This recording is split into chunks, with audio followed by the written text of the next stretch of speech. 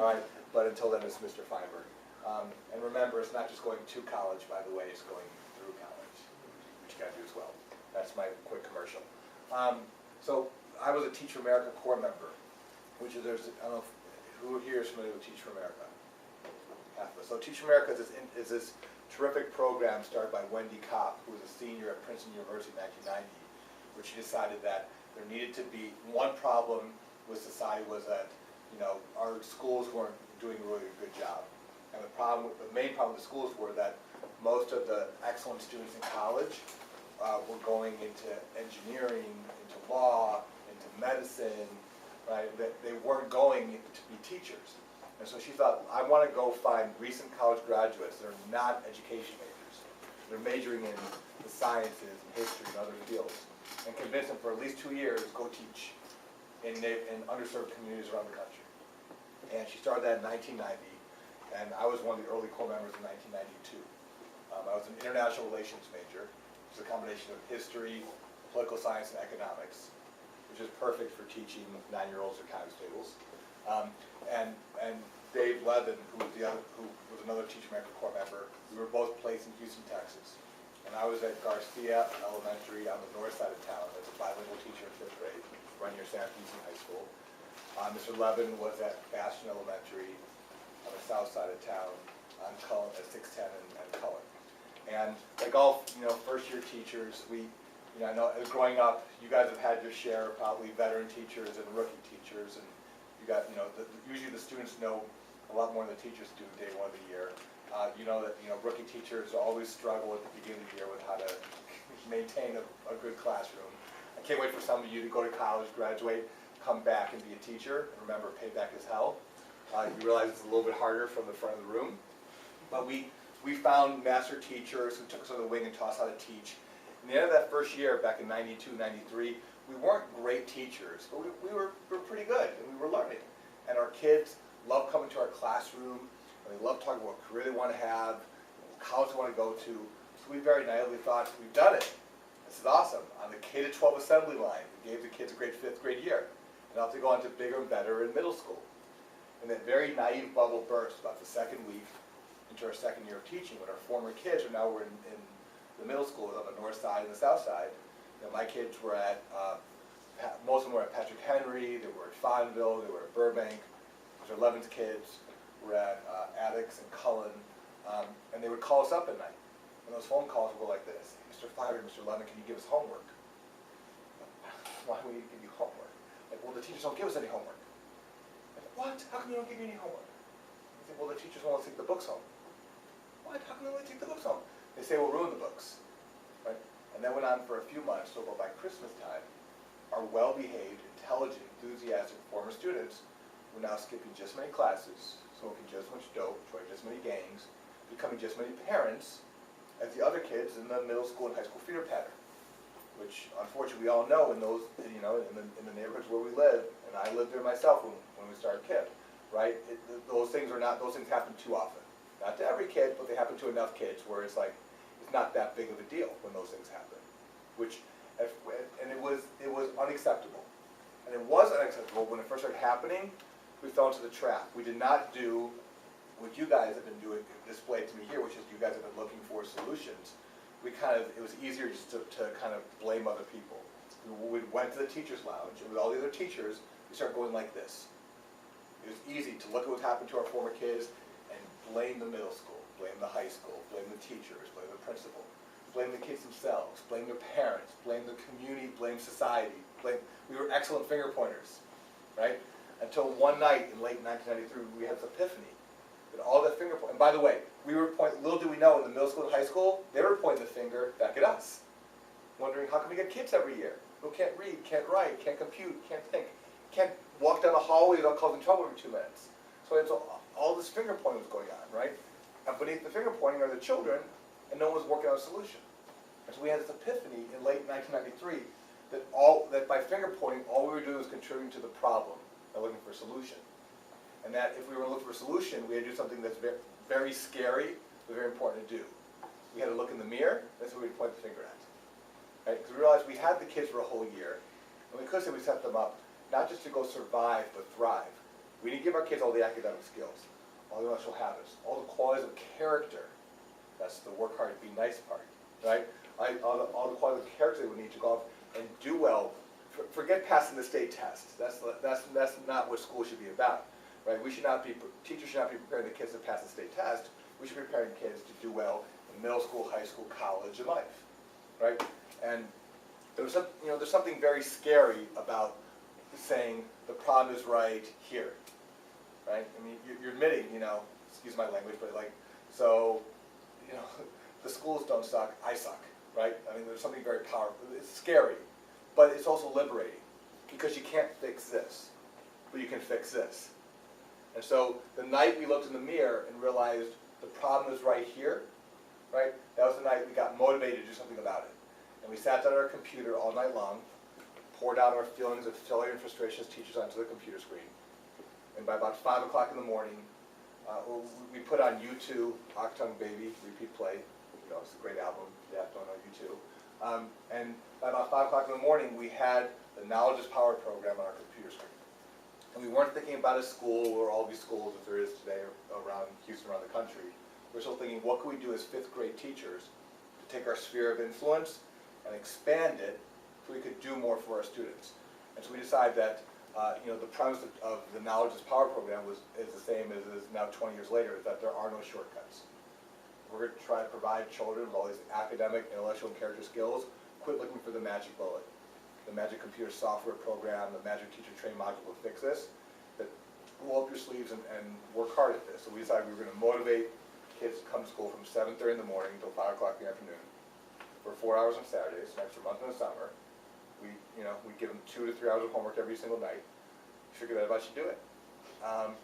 And it worked. First off, we also had to convince the district to let's do this. And that was looking back, it was very funny. Back then it was very frustrating because the district didn't get it. They're like, what are you trying to do with this ed reform? We said, well, sure it's education reform. And they asked, well, this is education reform, what's your new curriculum? And our answer was, we didn't create a new curriculum, We figured a lot of smart people here in the district and the state have written good curriculum. We're just going to make sure the kids learn it. And that confused them, right? And they asked, well, what's innovative about this? I said, well, the kids will come to school at 7:30 in the morning. They go, okay, now we know what you're doing. If you check off the box, you're doing a before-school program. Like, no. So we're going to keep them all the way until 5 o'clock in the afternoon. Oh, never mind. You're doing an after-school program. Oh, we're just lengthening the school day. Right? More time for reading, more time for writing, more time for math, without sacrificing history, science, fine arts, sports, right? It's not a pressure cooker, it's a pressure release, more time to get everything done. And so in a very simple way, all we did was, we said, take your typical school day, a before-school program, an after-school program, a weekend program, a summer program, and just go, school. Instead of having kids and families go from organization to organization and building to building throughout the community during the day, week, and year, what they could be in one dedicated place with one dedicated faculty with one dedicated mission all day long. So, HFC didn't get it, but they said, but we kind of wouldn't leave the office. We were just kind of very persistent. And so they just said, we don't get this, but if you can find 50 kids who are crazy enough to do this, we'll let you do it. So we went door to door at night on the weekend. We decided to do it up on the north side where I was teaching. We sat down with the kids and parents in the end of 4th grade. And that conversation either in English or Spanish. And back then, the general pitch is that how lucky you are. Most 4th graders, when you're going to 5th grade, you don't get to choose your teacher, you get assigned your teacher. You guys now have a choice. In 5th grade, you can go to a regular 5th grade classroom, or go to this classroom called KIPP. And we're here to tell you about the KIPP option, and you decide which one you want, right? And so we would explain KIPP and the hours and trying to prepare for college, and we didn't give any tests or we didn't look at any report cards. Just if they had the ganas, if they had the heart, if they wanted to sign up, they were in. And we signed up 50 kids in '94, almost 19 years ago now, and just had a great year with it. After the end of the year, most of our kids got into the Vanguard middle schools, which was our immediate goal en route to college. So got into magnet schools, but we quickly realized even in the better middle schools, our kids were still smoking in the bathrooms and doing stuff they shouldn't be doing. And so no one was pushing them as hard as we pushed. Because we went back and asked the district, so there's another problem, like, can we change our program into its own school, where we still start in 5th grade and keep our kids throughout those turbulent, crazy years of middle school. You know, I remember middle school. You guys just got through middle school a few years ago, so I mean, those can be fun years. They can be challenging years in lots of ways too, right? So we want to keep our kids. And there weren't charter schools yet, and so, you know, like what KIPP and Yes Prep are. And so the district still didn't understand. They said, "You want us to build you a $20 million building? Are you crazy?" We said, no, we don't need a new building. We just give us an empty floor, an empty wing, some empty modules out back. We do a school within a school. In the meantime, New York City heard about us. Well, New York City for the last 40 years, they've been doing schools within schools. There's, you know, most schools in New York City are 4 or 5 stories tall, and every floor will be a different school. And so we're going to start a choice public school in the South Bronx, New York, right near where Yankee Stadium is. And when Houston found out we were going to move to New York, they then got a little jealous. So they decided to let us start a choice public school in Houston, in the Gulf neighborhood, in Southwest Houston. And being young and dumb, Mr. Levin and I took both offers. So Mr. Levin moved, he's from New York, he moved back home to start KIPP Academy in the South Bronx. I said, here, start KIPP Academy in Southwest Houston. And we had these 2 schools that we grew over time. The other interesting side note is, you know, Yes Prep, from Yes here, you know, when we eventually became a charter school, and KIPP and Yes were actually inside the same charter for the first 2 years. Because Yes Prep didn't have Mr. Barbic didn't have his own nonprofit yet. So it was actually part of the KIPP charter. And when they got the nonprofit, they got their own charter. What's even more interesting is that the only reason why KIPP and Yes Prep exist as 2 different charters today is because the night that Mr. Levin and I stayed up all night long to do KIPP, we had a 3rd roommate with us. It was Mr. Barbic, right? Who started Yes, but he wasn't there that night because he was out with his girlfriend. So we eventually, he married his wife. So a very good outcome. But when he wound up coming back, realized, ooh, that sounds cool, I want to do that too. He then started Yes Prep. So that's why KIPP and Yes are kind of, we're cousins in all this together. And so we had these 2 schools. And by 1999, our schools got to full size. If I can brag about the original KIPPsters for a few minutes, similar to now, they did very well in school. In fact, we had the highest math scores of any middle school in the state of Texas. And that's, you know, and so it compared the Gulfton kids to kids from all over Houston, Austin, Dallas, San Antonio, bad neighborhoods, good neighborhoods, right, wealthy neighborhoods, poor neighborhoods. And so a lot of people started scratching their head rethink potential. That's what we wanted to see happen. When Mr. Levin and his teachers in the South Bronx, I think even more remarkable. So people started coming and visiting, and they started thinking about how do we leverage the success of this little tiny school in Southwest Houston. This little tiny school in the South Bronx, New York, was very good. And we wound up partnering up with Don Doris Fisher, who started the Gap and Old Navy clothing stores, who were looking to put a large amount of money into public education. And we partnered together to create this national foundation called the KIPP Foundation. And the goal of the KIPP Foundation was to go around the country and find other great teachers who were already doing great work in their classroom like this. But they had a fire in the belly to take their impact from a classroom to the entire school. You know, they would they were doing a good job in their classroom, but the school was not doing well, and they would walk up and down the hallway muttering, "If only I could run this place, things I would change." We would want to find those type of teachers and say, all right, here's your shot. We're going to train you for a year on how you plan to open and run your own KIPP-like school. And we trained them on how we did KIPP, and we trained them on how to be not just a great teacher, they already were great teachers, but how to be a great leader. It's one thing to lead and manage children, it's another thing to lead and manage adults. If only the adults behave as well as the children, right? And so we've been doing that since 2000, and so today there's now 142 KIPP schools in 20 states and DC serving 50,000 kids.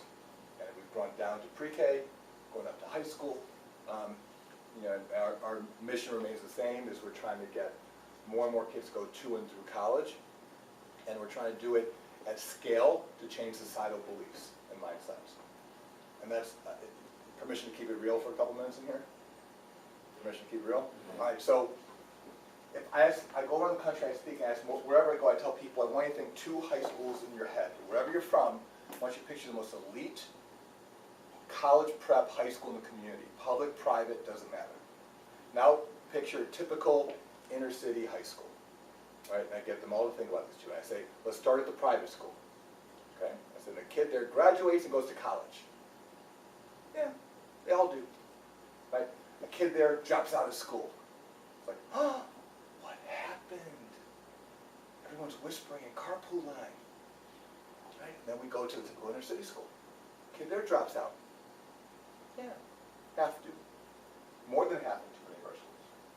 And so the kid there graduates, goes to college, is successful in college, goes to the world, successful in the world. I said, friends, we make a TV movie of the week about that kid.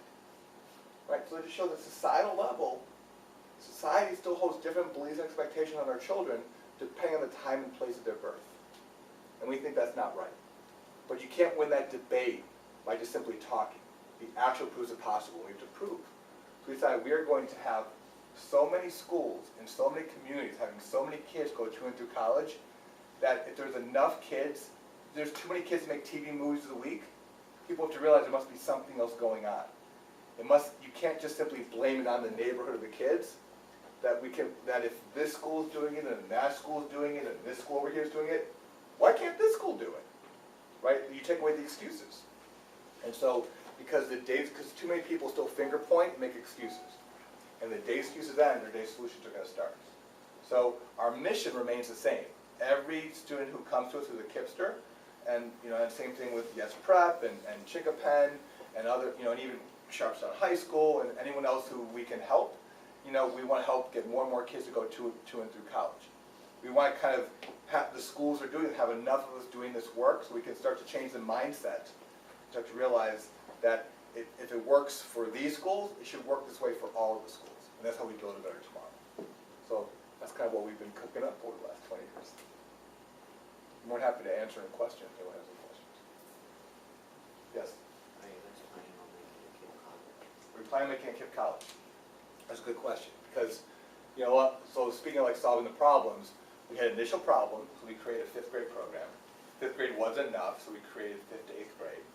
That was fine for a while, until, in fact, we had, at the end of 8th grade, we had our kids go, we found there were 6 or 7 high schools in HIC that did not give us nightmares and our kids do, right? And there was also Yes Prep, and there were private schools that would offer scholarships. And so, we were comfortable doing that, but once we had a second middle school going, I could place 80 kids a year in great high schools. I couldn't place 160, 500, 1,000, so we had to create our own high schools, right? We got sick and tired of waiting until 5th grade to start teaching short A goes on our times table, so we said, let's start with pre-K. Make day 1 of 5th grade became day 1400. And so we kept, the oldest pre-K kids are now about to be 8th graders, so that changes things a lot too. So,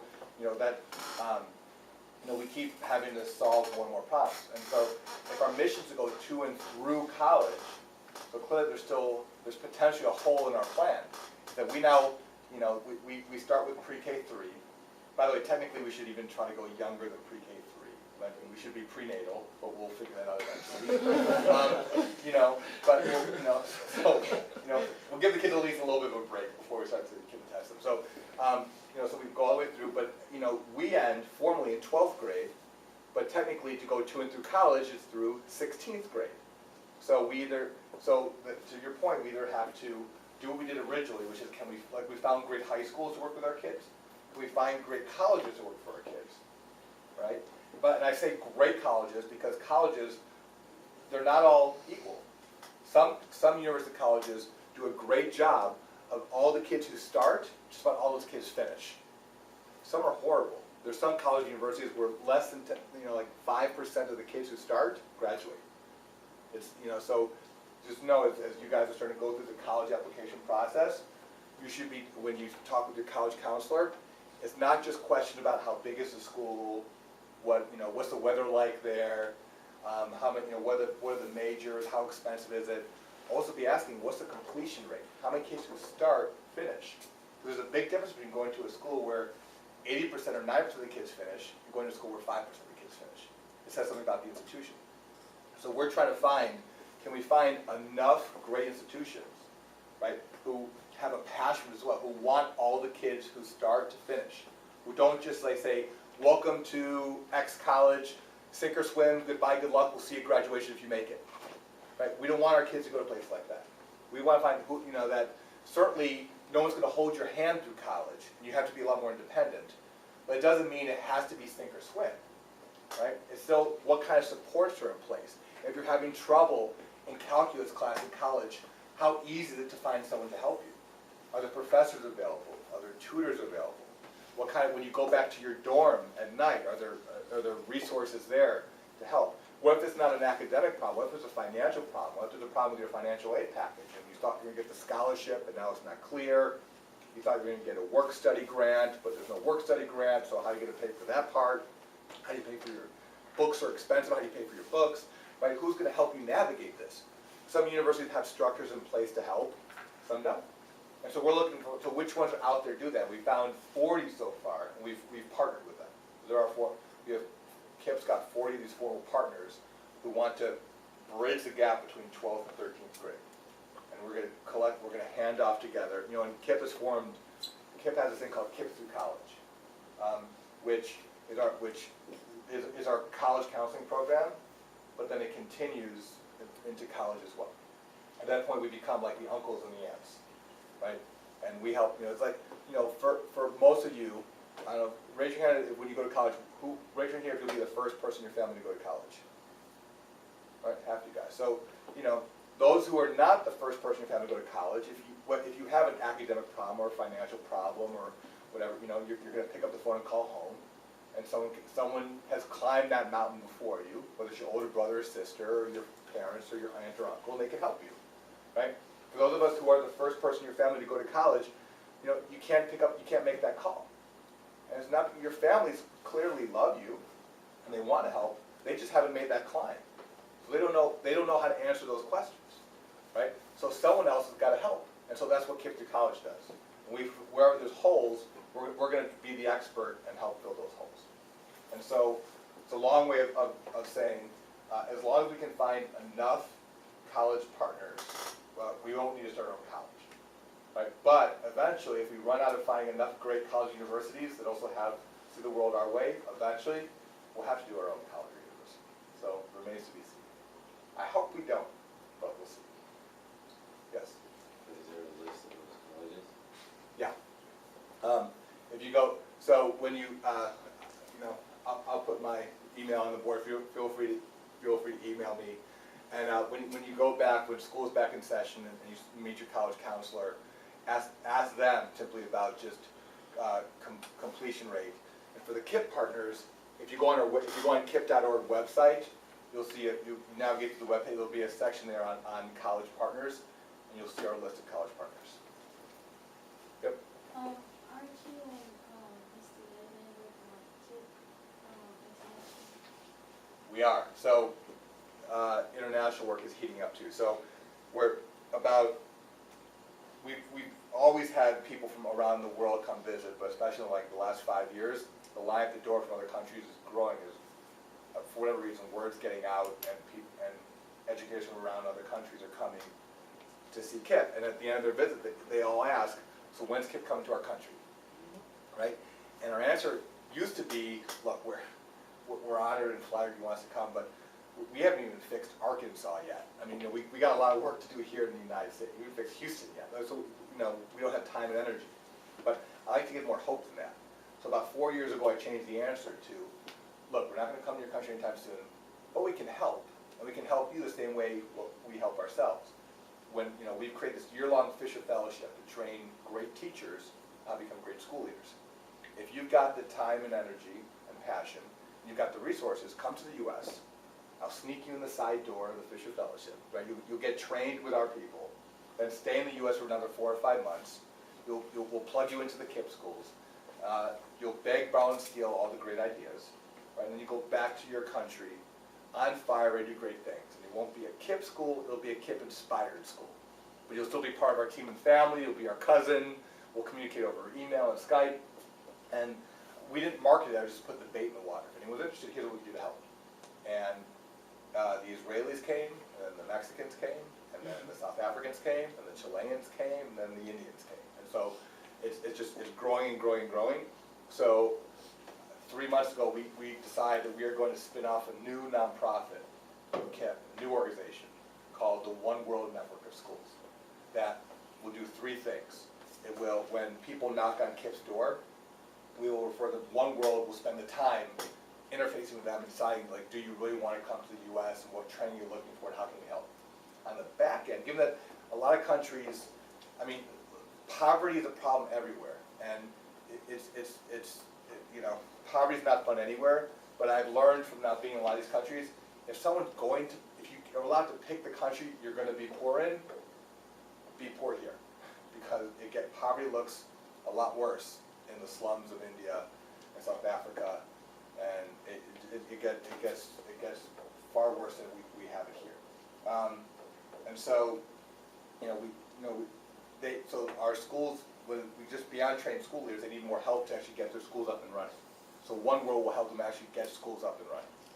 And then lastly, what they really want to replicate or not is not KIPP, it's the KIPP School Leadership Program. Because these countries, they don't want one or two schools. They don't want dozens, they want hundreds. They want, in India's case, they want thousands. There's 300 million low-income children in India who need a better education. So they want to train tens of thousands of people to start schools over there. We don't have enough seats. They don't have enough money to send everyone over here. So ultimately what we have to replicate is a school leadership training program. So in their country, they have a way to train lots more people than just the few they can send all the way halfway around the world. But we still believe to do that, you still start with one or two examples of great schools, and then those examples become the training ground to train other people. So that's what One World is going to help do in all these countries. So there's already KIPP-inspired schools in Mexico and Torreon, Nuevo León, Monterrey, I think soon to be in Tampico. There's one going to start in Santiago, one starting in Haifa, Israel this summer. There's one already in Mumbai, India, and one in Delhi. And then there's two in townships outside Cape Town in South Africa. To be more. Any other questions? Yep. I saw posters outside Joe Shine that does KIPP Care, yeah. So one thing we realized is that, again, if the goal is simply just to get kids to pass the 7th grade math test, then all you need to think about is just the content for math. If the goal is to get kids to go to and through college and have a great life, then by definition, you've got to think about more than just the academics in the classroom. What are all the pieces that go into setting kids and their families up for success? It is academics. It's also things like housing. It's things like health. It's other social services.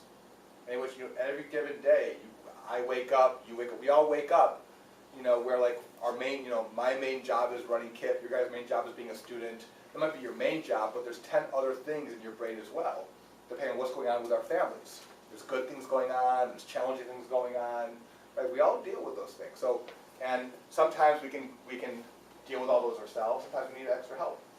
And we realize that one thing that becomes a big challenge in communities is that a lack of quality health care. If someone gets really sick and they can't go to the doctor and get treated, well then, not only do they not get better, now it's also hard for them to get to school and they're going to fall behind and it becomes a vicious loop. So again, what if it's the way I talked about before, is like 4 school programs, school, after school, summer, weekend, all in school? What if the doctor's office and school could also be combined? Right? And so it just makes it easier, instead of having to miss school, and how do you get all the way to the doctor, and how do you get back to school, and how do you, and do your families take off work to try to get you, it becomes a big challenge. What if there was access to quality health care in the school building, so it's like a one-stop shop, right? And so that's what, so KIPP Care is partnering with Legacy Healthcare, which, again, we're teachers, we don't know how to prescribe medicine and help with physical health and mental health issues, but Legacy Healthcare does. So Legacy Healthcare is going to start setting up their clinics inside our schools, right? So to just make it easier on the kids and families to get the health care they need. So you're gonna make a new building, or you're gonna do like a office? So it'll be like in a bunch of our schools, for starters, it'll be the typical nurse's office, but with more trained personnel in there. nurse practitioners, which can prescribe medication, and be able to get on the phone and call doctors when needed as well. You know, your typical school nurse basically put a Band-Aid on you and call 911 and make recommendations, but they can't treat you.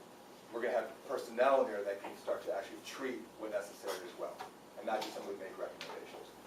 And as we move forward, we're going to start with one, hopefully have more, where we do have space. We're going to let Legacy create a full clinic, like the size, probably like imagine space like 6 of these rooms, huge amounts of space, and let them create a full community clinic that's available not just to KIPP, but to the entire community. And so, like the school will not just be for kids which are coming in and out, but there'll be a place on campus for anyone in the community coming in and out as well. But certainly for the kids in school, again, that means you just like walk outside and walk down the path, and boom, you're there. Like we thought it would be a good win-win. So that's all coming. One final question. If you could go back to your 15-year-old self and give yourself some advice, what would you tell yourself? Okay. I was born in 1968, so when I was 15, it was what year? You guys can build our tomatoes and can't do that. What's that? 1984. Almost. 85. 68 plus 15? 83. 1983. All right. We have to work on some math. Basic skills. math has passed you guys by. Okay, yeah. So, I'm thinking from 1983, put myself back there. I think it's,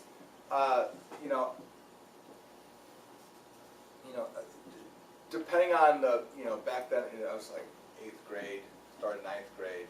Depending on the day, week, and year, either I was having a really good time in school, or there were things going on both at school, there were things going on in my personal life at home that were not so good back then.